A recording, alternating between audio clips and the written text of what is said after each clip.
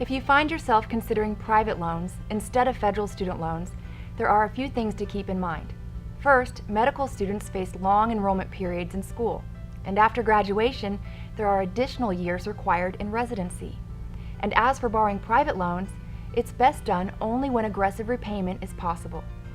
Each person must make decisions based on their financial situation, but the benefits of federal student loans should be known.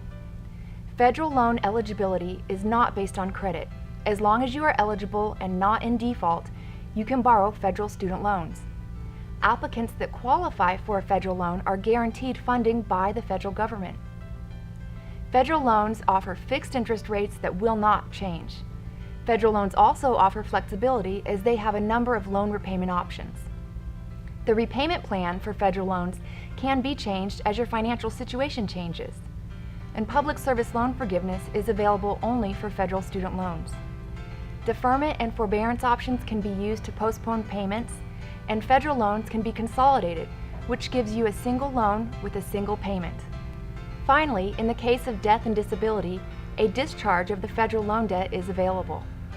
Alternatively, the characteristics of private loans should also be considered. Approval for private loans is based on credit worthiness, so a co-borrower may be needed to gain approval or to get a better interest rate. Most private loans offer variable interest rates, while federal loans offer fixed rates. Don't just focus on the rate though, also think about the total cost of the loan. The variable interest rates of private loans can adjust often, making the total cost of the loan indeterminable. Private loans may require repayment while you are still in school or during residency, so consider if you will be able to afford these payments.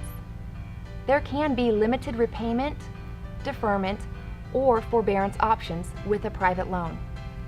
Finally, forgiveness programs for private education loans are rare, so be prepared to pay. And in the case of death or disability, private loans won't be discharged and will be passed on to your estate.